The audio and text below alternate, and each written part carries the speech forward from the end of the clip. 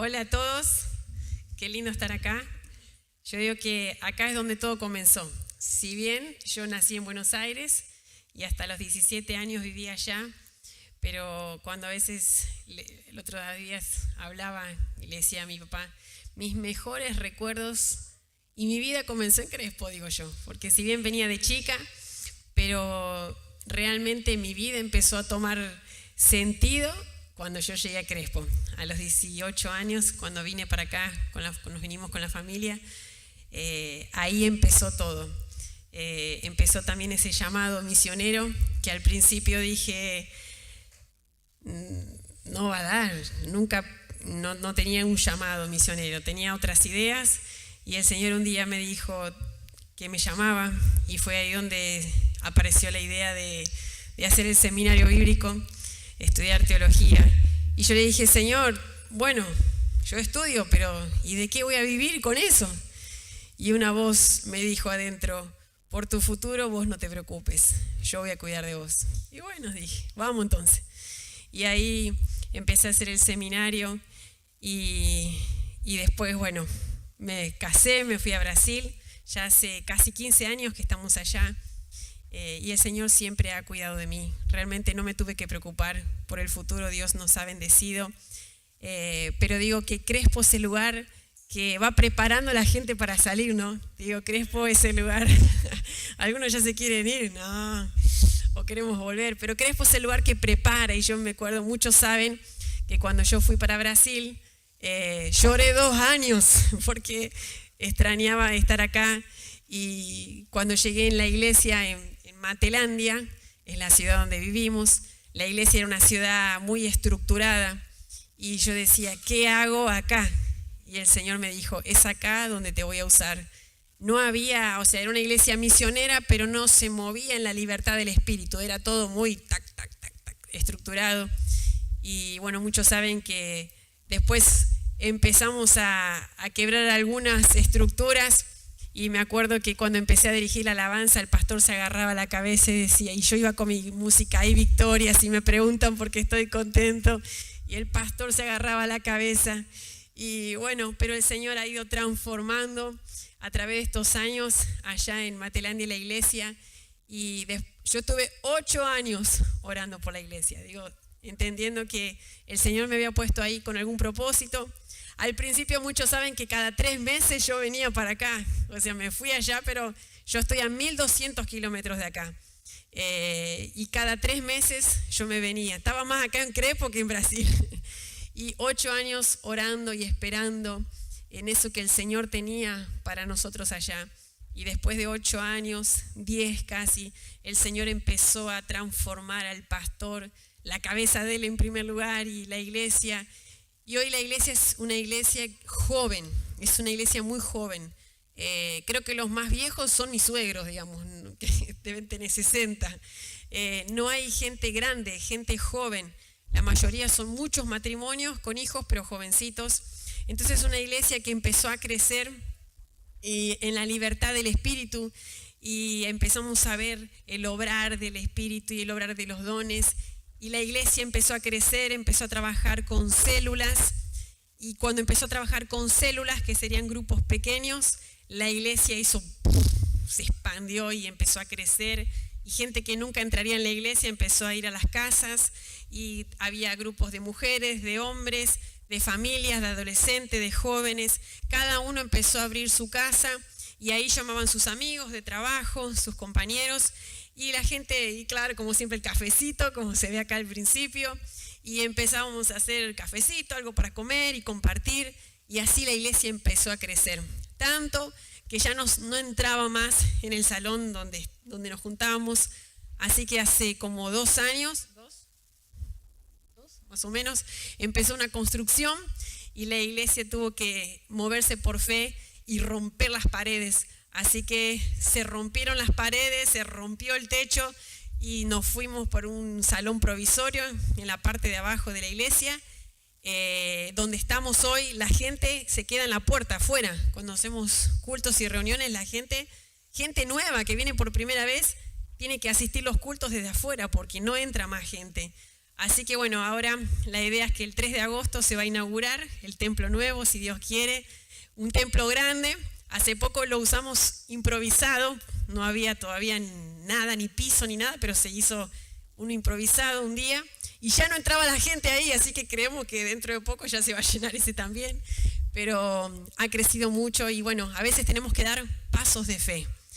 Y cuando hoy veía esto acá lleno, me acuerdo que después que yo salí, pasaron unos años y esto estaba por la mitad, más o menos. Saben muchos que hubo un momento donde hubo una sequía, ¿no? Había poca gente. Pero yo me acuerdo que Dios me dio una visión 2 veces. No me acuerdo si fue una visión o un sueño. Donde yo llegaba y esto estaba lleno de gente. Y hoy cuando vi, digo, esta es la visión. Este salón transbordando.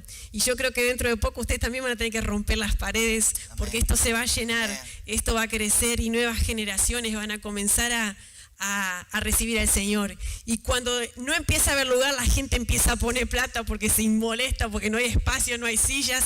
Así que la gente empezó y hacemos ventas de usado, se hacen todos los domingos se hace venta de hamburguesa y venta de esto y venta de lo otro, y se empiezan a juntar y se hacen risotos y no sé qué, y feijoadas, y se hace un montón de comida, todas esas comidas brasileras, y se vende y se trabaja y la iglesia trabajando.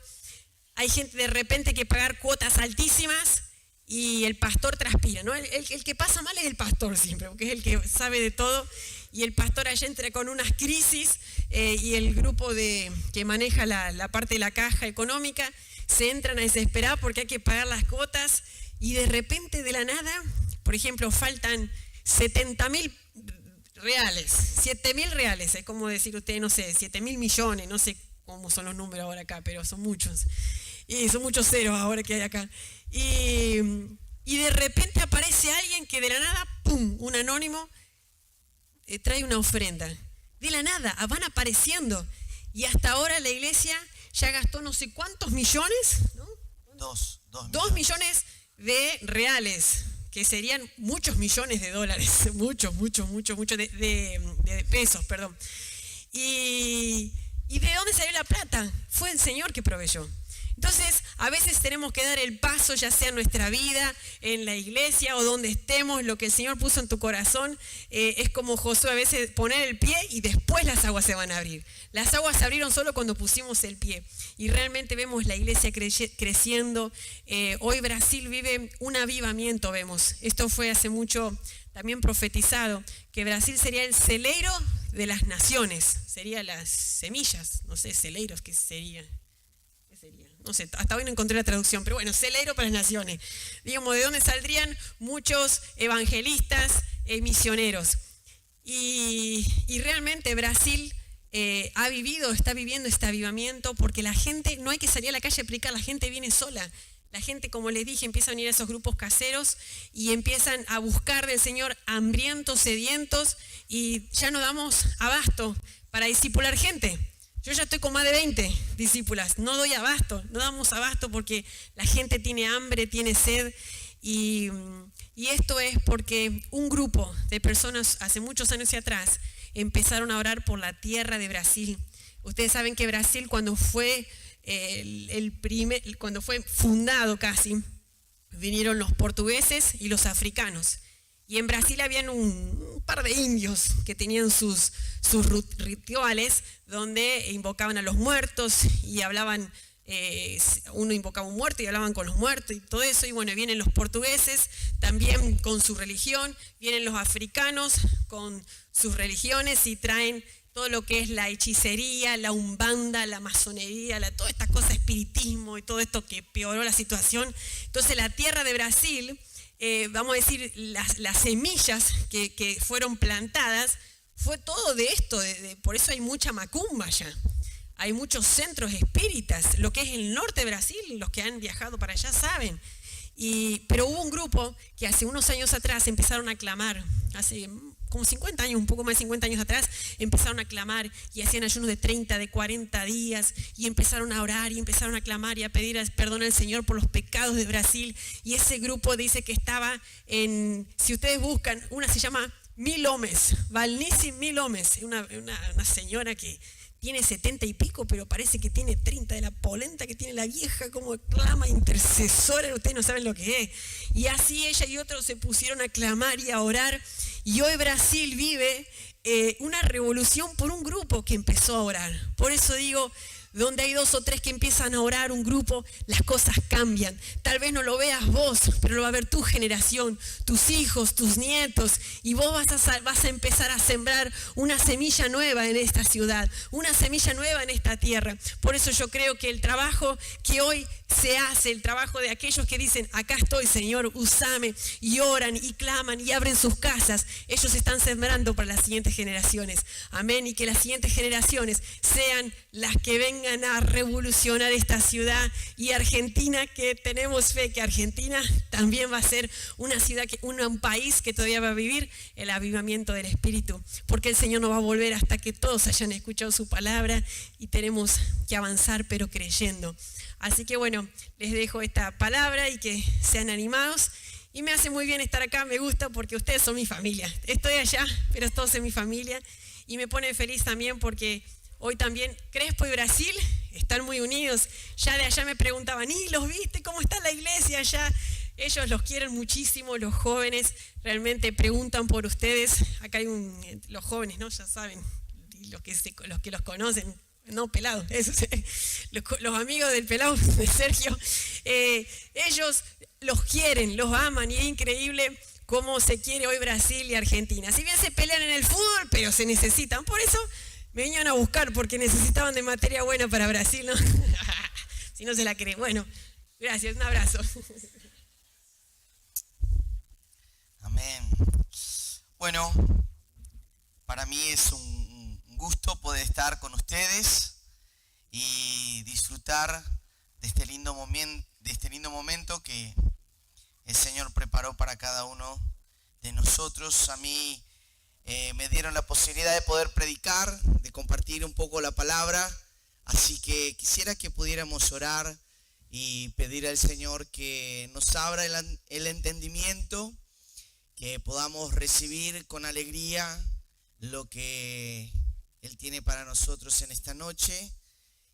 Hay siempre una responsabilidad de poder ser boca y voz del Espíritu, así que me quedé tranquilo porque hoy ya se declaró mucho de lo que quiero compartir y también creo que es lo que Dios tiene para la iglesia hoy. Así que me quedo más tranquilo. Ya vivimos mucho y recibimos mucho de parte de Dios en lo que hemos vivido desde el inicio de esta reunión. Así que bueno, sigamos permitiendo que el Espíritu Santo nos hable, y que salgamos de acá renovados, transformados, y también con el deseo de seguir adelante sin bajar los brazos. Amén. Señor, gracias te damos, Padre, por este momento, por la posibilidad de con libertad oír tu voz, de poder, Señor, tener acceso a esto que nos transforma, que nos dio vida, que fue tu palabra, de la cual nos trae la verdad, de la cual nos llena, nos liberta, nos hace libre y nos transforma. Padre, en el nombre de Jesús te ruego que tú puedas usar mi vida en esta noche para poder traer este mensaje que creo viene de tu corazón, pero también, Señor, creo que nosotros necesitamos estar dispuestos a oír y a ser renovados y transformados día a día, de gloria en gloria. Padre, en el nombre de Jesús, ábrenos el entendimiento para poder recibir la palabra y úsame en el nombre de Jesús. Amén y amén. Bueno, desde que nosotros hemos empezado la reunión, hemos escuchado de creer en la palabra, de declarar la palabra y sobre todo ser practicantes de lo que dice la palabra. No hablé nada con Tony sobre qué quería compartir, solamente mi esposa lo sabía, se lo leí antes, cosa de que por ahí tenía que hacer alguna corrección, pero intitulé el mensaje como ¿qué peso tiene la palabra de Dios en mi vida? Porque a mí me gusta hacer preguntas y tratar de contestarlas y así desarrollar el tema. Y esto fue lo que me vino, ¿no? ¿Qué peso? ¿Qué es lo que me produce la palabra de Dios cuando la leo, cuando la escucho? La palabra de Dios es la que me tiene que causar transformación. De hecho, ¿qué es lo que nos hace diferente de los demás? De aquellos que nosotros catalogamos ser personas del mundo, ¿no? Y nosotros cristianos, creyentes, que creemos en Jesucristo, ¿qué nos hace diferente? Lo que nos hace diferente es que creemos en lo que dice la palabra. La palabra nos dice de que Dios es real, de que existe un ser superior. La palabra de Dios nos dice que Él envió a su Hijo para salvarnos, para morir en nuestro lugar en la cruz. Es la palabra la que nos enseña cuál es el camino correcto. O sea, es por creerle en la palabra que nosotros nos hacemos distintos de los demás. Es lo que nos trae hoy a una reunión de domingo a la noche. Es escuchar la palabra, es oír lo que Dios tiene para nosotros. ¿Qué nos hace entonces diferente? Es exactamente creer en lo que dice la palabra. En Hebreos capítulo 4, el versículo 12, dice lo siguiente. La palabra es vida y poder. Es más cortante que cualquier espada de dos filos y penetra hasta lo más profundo del alma y del espíritu, hasta lo más íntimo de la persona, y somete a juicio los pensamientos y las intenciones del corazón. La palabra es vida y poder. Es vida y poder. ¿Qué me produce en mi interior, en mi corazón, en mi mente cuando escucho semejante afirmación, semejante palabra donde dice que es vida y poder, más penetrante que espada de doble filo, que penetra hasta lo más íntimo? De esto se trata lo que quiero compartir con ustedes. El propósito eterno de Dios es tener muchos hijos semejantes a Jesús. Eso lo vemos en su palabra.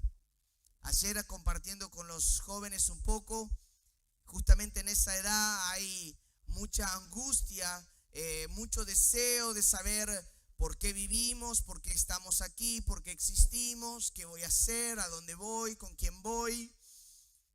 Y luego hablamos un poco de propósito y les dije, les voy a dar los dos primeros propósitos de la vida del ser humano. ¿Cuál es el primero? A ver si se acuerdan. ¿Y el segundo? Conocer a Jesús. El primero es ser como Jesús y el segundo es conocer a quién debemos parecernos. Si no, no sirve de nada solamente saber que tengo que ser como Jesús. Pero ¿quién es Jesús? Bueno, el segundo propósito es trabajar en conocer a este Jesús, a quien tenemos que parecernos. Hoy, ¿dónde voy a encontrar quién es Jesús? ¿Cuál es el libro que habla de él, que de sus características, de lo que piensa, de lo que hace, de lo que quiere? Es la palabra de Dios. Luego me encuentro con semejante autoridad de un libro con muchos escritores, pero con un solo autor, el Espíritu Santo de Dios. La Biblia dice que el propósito eterno de Dios es que seamos como su Hijo Jesús.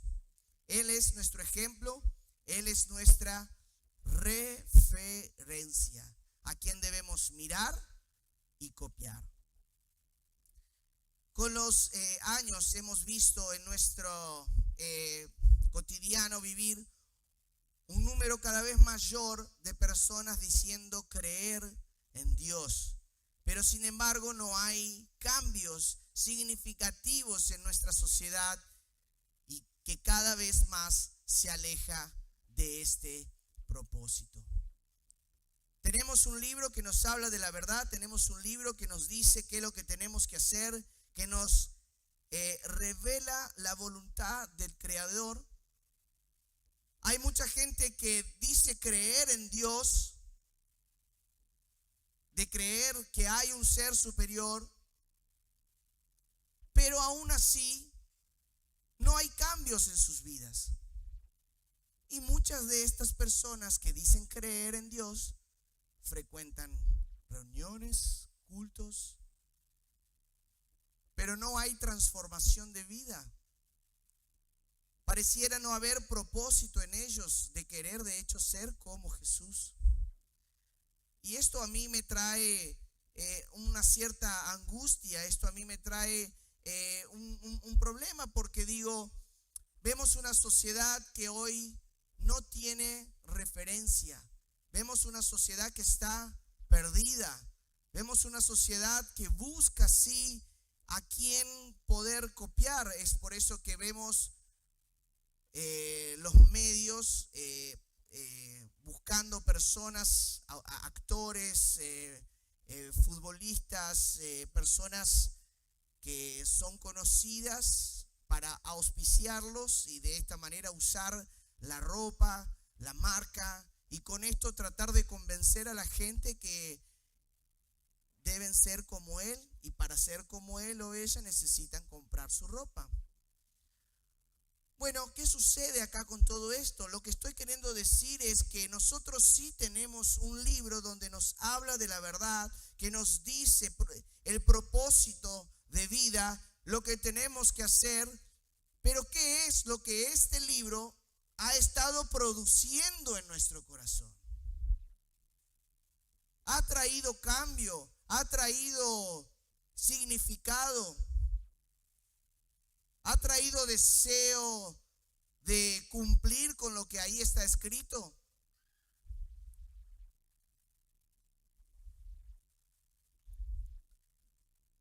Las reuniones deberían ser un encuentro de pastores y no un encuentro de ovejas.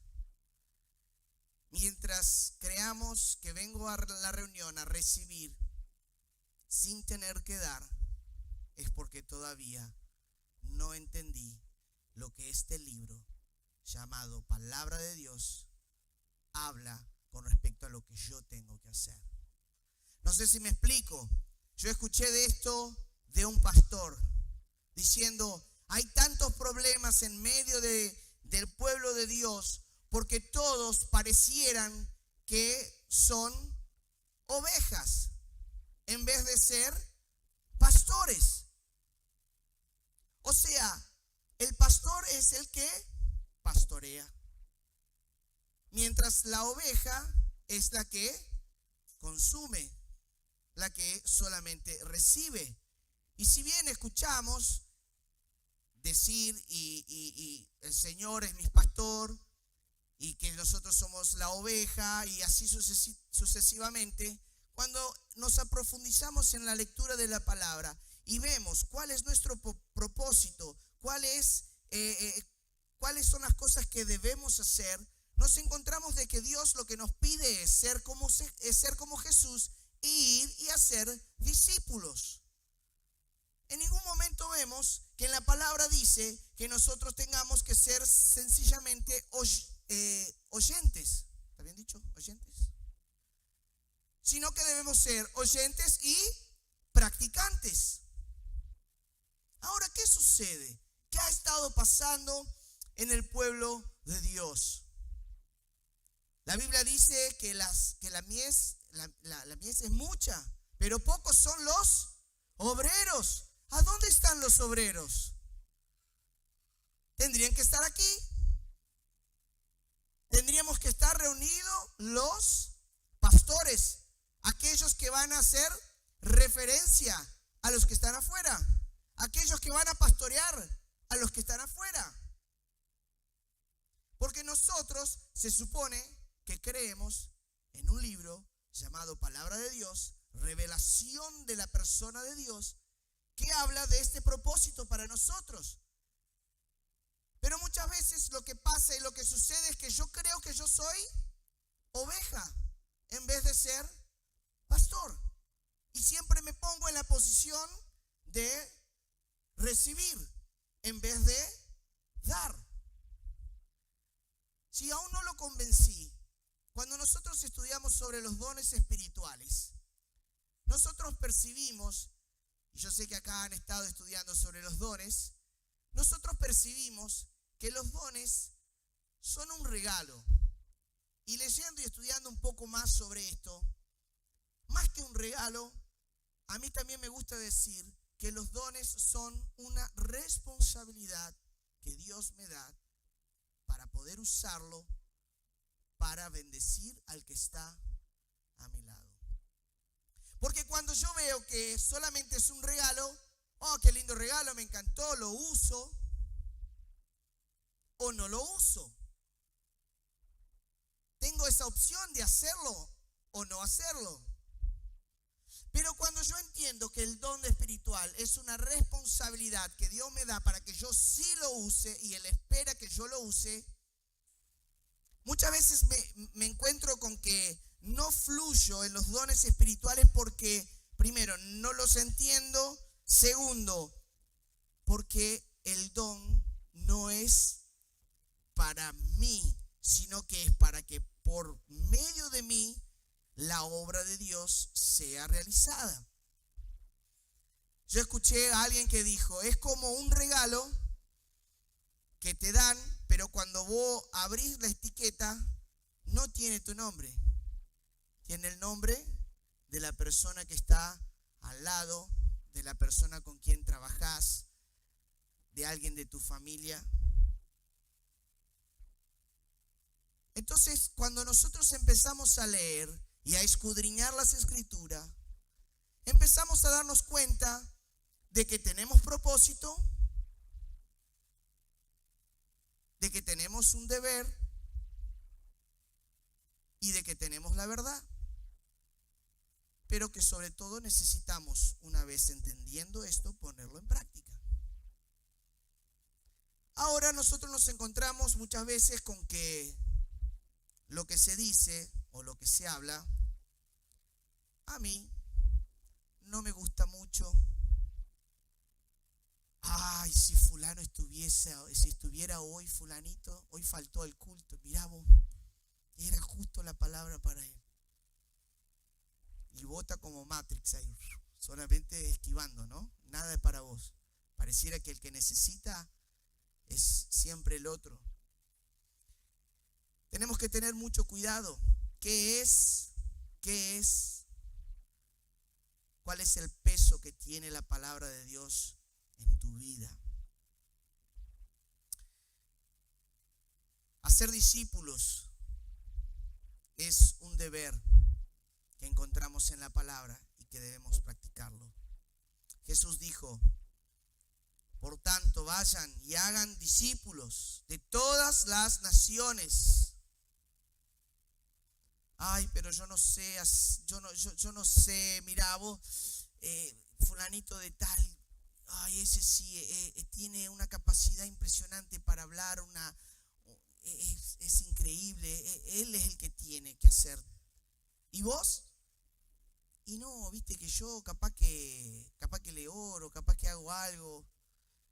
Pero si nosotros leemos en la palabra y dice que todos nosotros tenemos que hacerlo, ¿cuál es el peso de la palabra en tu vida? En 2 de Corintios 13:18 dice, allí todos nosotros que con el rostro descubierto reflejamos como en un espejo la gloria del Señor. Somos transformados a su semejanza con más y más gloria por las acciones del Señor, que es el Espíritu. O sea, nosotros debemos reflejar la luz de Cristo. Debemos ser espejos de los cielos. Debemos leer la palabra, escudriñar la palabra y permitir que la palabra en mi vida traga un cambio, traga una transformación. Y una vez que esto suceda, automáticamente empezaré a transformar el lugar donde estoy.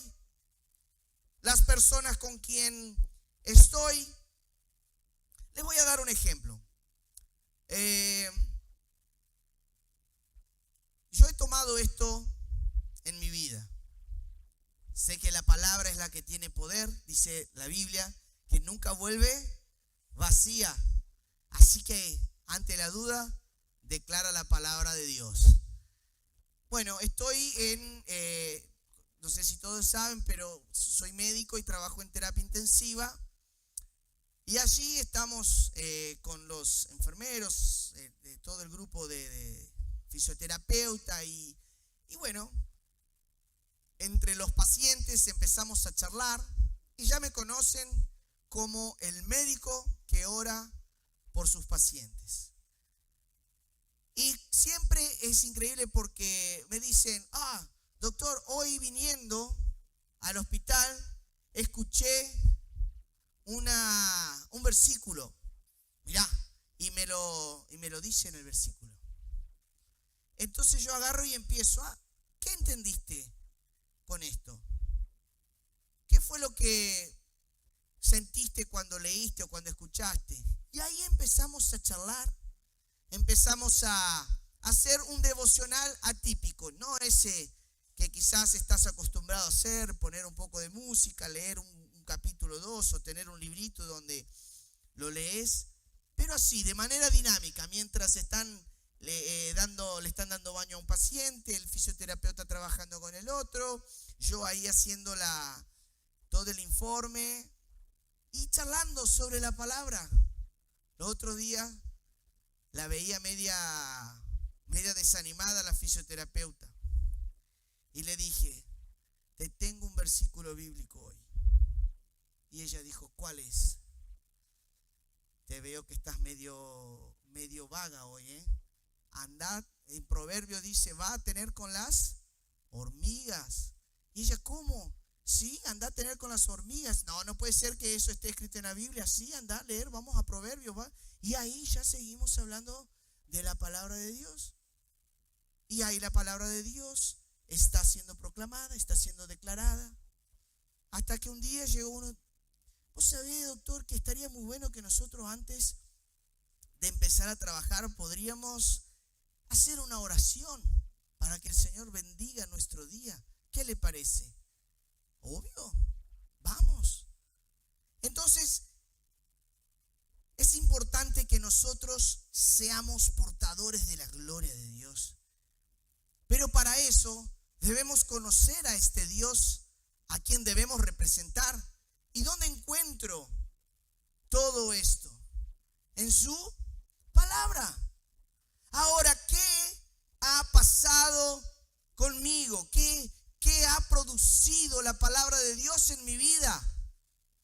Esta es la pregunta del millón, esta es la pregunta de hoy, que no podemos salir de acá sin contestarla en nuestro interior. Porque vuelvo a repetir, allí encontramos propósito de vida, allí encontramos la verdad, allí encontramos lo que el mundo necesita, lo que nosotros necesitamos.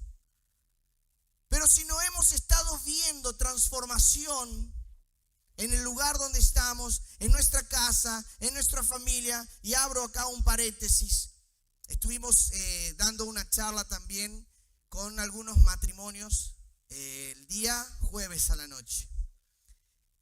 Y bueno, estuvimos ahí yo estudiando sobre el tema y me encontré con un número impresionante que me causó mucho temor. Brasil hoy, según las estadísticas y los estudios, dice que el 80% es cristiano. Entre católicos y evangélicos, 80% del país hoy se puede intitular creyente. Ahora, estaba viendo sobre las crisis del matrimonio y lo que ha conducido al divorcio y me encuentro con que a cada 2 casamientos en Brasil hay un divorcio. Vuelvo a repetir, a cada 2 personas que se casan, una se está divorciando. Ahora, ¿cómo es posible? Un país donde se dice que el 80% es cristiano, creyente.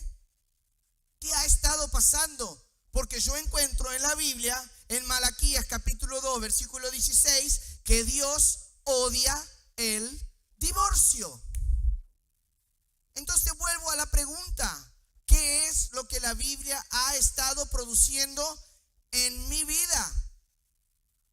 Porque con solo decir que conozco a Dios, con solo decir que lo amo, pero cuando voy a las Escrituras y encuentro palabra que me confronta, que va en contra a mis deseos, que va en contra a lo que yo planeo,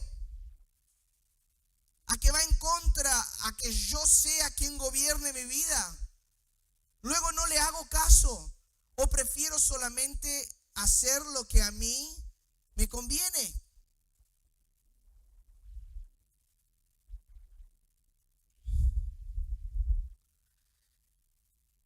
La palabra de Dios dice en Romanos 12:2, no se amolden al mundo actual, sino sean transformados mediante la renovación de su mente. Así podrán comprobar cómo es la voluntad de Dios, buena, agradable y perfecta. Muchas veces creemos que la palabra no es para mí, sino que es para alguien más. El propósito y el poder de la palabra de Dios es para todos nosotros, en todo momento y en cualquier circunstancia. Nos ofrece la vida, la verdad y nos capacita para vivir plenamente para Dios. Este es el propósito. Ahora en Santiago capítulo 1, el versículo 22 dice, no se contenten solo con oír la palabra, pues así se engañan ustedes mismos. Llévenla a la práctica. Vuelvo a decir, nosotros tenemos que empezar a renovar quizás nuestros conceptos. Tenemos que empezar a entender que lo que dice la palabra es para mí, adueñarme de eso, como hemos oído en la introducción de esta reunión. Pero pareciera que lo que nosotros deseamos es solamente oír esa parte y no la que me confronta. La parte donde dice de las promesas, donde habla de las victorias. Pero cuando nombra mi pecado, cuando me pide una transformación de vida, luego va en contra a lo que yo quiero y me opongo. Vuelvo a preguntarles, ¿qué peso tiene la palabra de Dios en tu vida? La palabra tiene que traer transformación. Caso contrario, algo anda mal. Con la palabra, algo anda mal. Ella es vida. Ella trae fe. Tenemos que permitir que ella transforme mi vida. La evidencia que el mundo hoy necesita ver es la transformación de vida que la palabra produce, y no lenguas, y no llantos. Nosotros muchas veces queremos vivir cosas grandes, pero estas cosas grandes a nosotros no nos genera ningún tipo de cambio. No soy contra, mucho por el contrario. Fue justamente por ver en la palabra cosas como los dones de espíritu, y quien me conoce más en la intimidad, ¿no?, sabe de que yo antes era una persona que no creía mucho en esto de los dones. Pero fue haciéndome una pregunta como esta, me encontré con la verdad, y hoy tengo otro tipo de pensamiento con respecto a esto. Entonces yo necesito es que lo que tengo que hacer es encontrarme con esta palabra y hacer con que esta palabra ahora produzca en mi vida el cambio necesario para hacer referencia a este mundo caído. Ahora, ¿cómo vivir la palabra? Quisiera dejarles 3 puntos. El primero, depende de nosotros. ¿Cómo vivir la palabra? Depende de nosotros.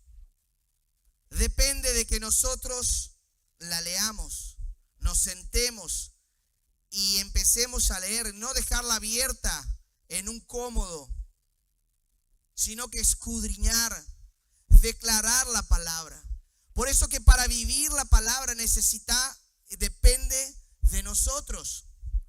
Para vivir la palabra y permitir que ella transforme mi vida. Punto número 2, necesito creer que es de hecho la palabra de Dios para mí. Para que después por medio de mí yo pueda traer transformación al que está a mi lado. Es muy común ver gente que se dice creyente, pero que aquí es alguien y afuera es otra persona. Y este tipo de gente lo que hace es dañar aún más el evangelio, porque tendría que ser referencia, ya no es más referencia, sino que justamente vamos a decir referencia de lo que no quiero hacer o lo que no debo hacer. Por eso yo necesito entender hoy en esta noche qué es la palabra de Dios para mí, qué significado ella tiene para mí. Tiene la verdad, tiene el propósito correcto, de hecho es la verdad. Yo la creo, yo la recibo como la verdad de Dios. Para vivir la palabra, primer punto, depende de mí. Necesito creer que es palabra de Dios para mí. Y último, necesito creer que la palabra es vida, que en ella yo de hecho voy a encontrar lo que necesito. Fuimos llamados a ser testigos, embajadores del cielo, reflejar los cielos, hablar las cosas del cielo. Y en la palabra de Dios encontramos todas estas cosas. En Mateo 5:16 dice: haga brillar su luz delante de todos, para que ellos puedan ver las buenas obras de ustedes y alaben a su Padre que está en los cielos. Haga brillar su luz delante de todos. En 2 Corintios 3:18 dice: así todos nosotros, con el rostro descubierto, reflejemos como un espejo la gloria del Señor. Y en 1 de Juan capítulo 2, el versículo 3 y 4 dice: sabemos que hemos llegado a conocer a Dios si obedecemos sus mandamientos. El que afirma lo conozco, pero no obedece sus mandamientos, es un mentiroso y la verdad no está en él. Termino nuevamente preguntándoles, ¿qué peso tiene la palabra de Dios?